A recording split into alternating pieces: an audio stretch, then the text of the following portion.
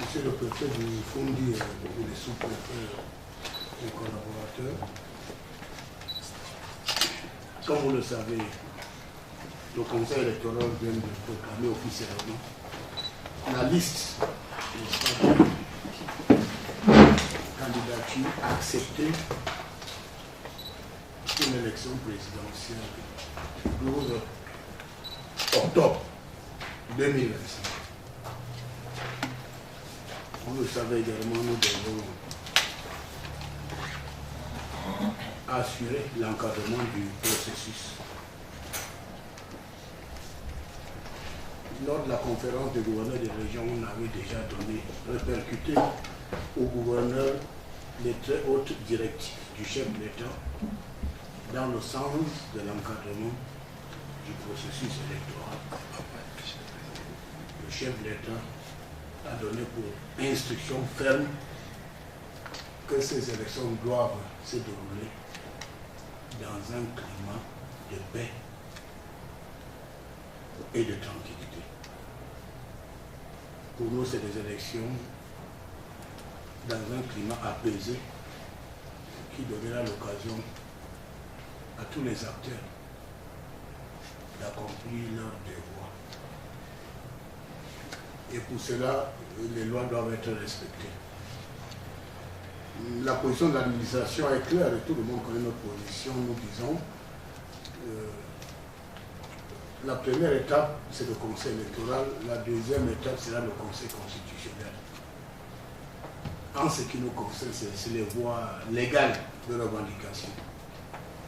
En dehors de ces voies légales de revendication, aucune autre forme de revendication ne sera tolérée. Les instructions que j'ai données à tous les gouverneurs de région, c'est les mêmes instructions que les gouverneurs vont répercuter au préfet, et c'est les mêmes instructions que les préfets vont répercuter aux sous-préfets.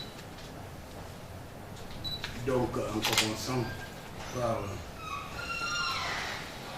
la capitale, le siège des institutions, nous devons, n'est-ce pas, veiller au respect de ces consignes que j'ai données et veiller à ce que ces consignes soient véritablement respectées. Et en ce qui concerne le maintien de l'ordre, nous devons le faire sans état d'âme. Il va falloir être ferme, très ferme. Il faut encadrer le processus avec beaucoup de professionnalisme. Donc à partir de là, chacun sait à quoi s'en tenir. Nous pouvons constater qu'au niveau du Conseil électoral, la cérémonie s'est déroulée sans problème.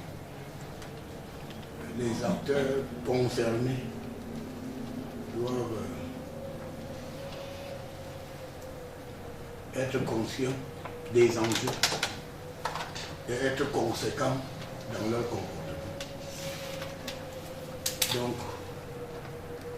nous avons tenu une réunion hier jusqu'à tard dans la nuit, on s'est séparés, je crois qu'il était 2 h du matin. Nous avons commencé également ce matin pour surveiller. Donc les cellules de veille sécuritaire doivent fonctionner à plein temps. Les autorités administratives doivent être sur le terrain. Parce qu'il y a 2 catégories de personnes dans ce processus. Il y en a qui souhaitent que ça se déroule normalement dans un esprit de fair play. Il y a d'autres qui pensent que si tel ou tel n'est pas candidat, bon, vraiment, il va y avoir telle ou telle action. Non, les voies de recours doivent être respectées pour nous, et je dis la même chose dès lors que ça c'est la première phase, le Conseil électoral. La deuxième phase se joue au niveau du Conseil constitutionnel. Donc, les conférences de presse tapageuses, tout ce qui peut susciter le désordre, nous ne devons pas accepter. Chacun qui est acteur du processus doit connaître le droit. Et ce droit doit être respecté. non seulement respecter, mais scrupuleusement respecter. Donc, monsieur le préfet, à partir de cet instant, vous devez demander à vos collaborateurs d'être sur le terrain. Vous devez organiser des patrouilles. Vous devez scruter les faits et les gestes et les actes de tout un chacun. Et tout ce qui peut comporter des risques peut être particulièrement regardant. Parce que la logique, c'est de contenir ces esprits diaboliques qui, au lieu de travailler pour atteindre un résultat escompté, pensent qu'ils peuvent emprunter des raccourcis antidémocratiques pour atteindre certains objectifs. Ça, nous disons, le mineur fait partie du contentieux électoral. Donc nous serons présents au Conseil constitutionnel. Nous y serons. Parce que nous, en tant qu'agents du gouvernement, nous respectons la loi. Donc nous en appelons à tous les acteurs également de respecter la loi.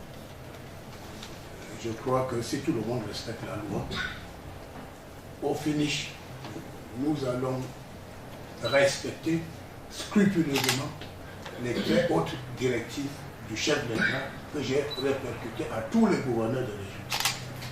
Donc une élection transparente, crédible, dans un environnement apaisé.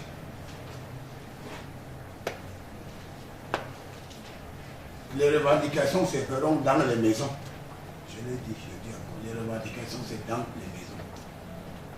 Si vous voulez pleurer votre sang, ça sera dans les maisons. C'est pas dans la rue. Voilà. Donc, il faudrait que tous les acteurs travaillent pour que ce processus se déroule normalement. Voilà pourquoi j'ai voulu encore insister, parce que les autorités administratives, vous allez jouer un rôle extrêmement important.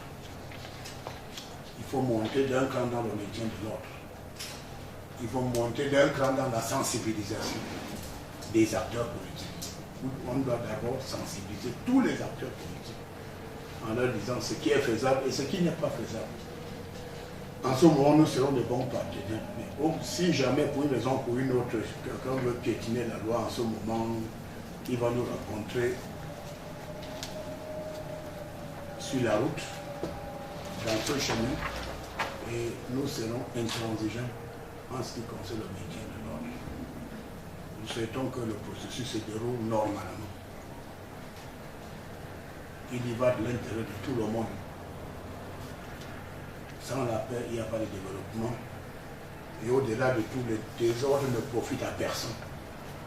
Le désordre ne profite à personne. Nous nous réjouissons que la première étape s'est déroulée normalement lorsque le président du Conseil électoral faisait sa déclaration. Maintenant, le relais, c'est les autorités administratives qui doivent veiller au bon fonctionnement de l'ensemble du processus. Nous allons y veiller.